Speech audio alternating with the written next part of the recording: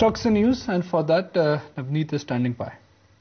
Morning, Nikunj. Keep an eye on Hindalco. Company's subsidiary Novelis has secured a $1 billion loan for its capex requirement, and this loan was facilitated by Wells Fargo Capital. So keep an eye on Hindalco. Well, if you look at discount on YTD basis, it's down by about 22%. Yesterday also it was down by about 0.5%, but the stock currently trades above its 50-day moving average.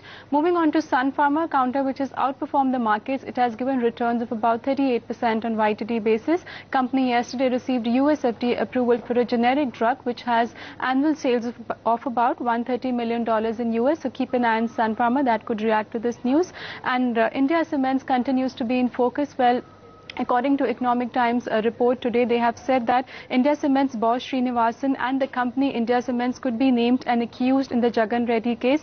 CBI would be filing a charge sheet accusing India Cements as well as Srinivasan. According to their report, they've said that India Cements has invested about 140 crore in businesses of Jagan Reddy. So keep an eye on India Cements. On YTD basis, this stock is down by about 25%. It trades below its 200-day moving average. And Piramal Enterprises, a stock which was up by about 3% in yesterday's trading session. Morgan Stanley Asia has sold about 1.26% stake in the company for about 117 crore. The shares were sold at an average price of about 534 crore. Remember, just a month back, Piramal Enterprises acquired 10% stake in Shriram Transport. On one-year basis, this stock has done quite well, up about 34%.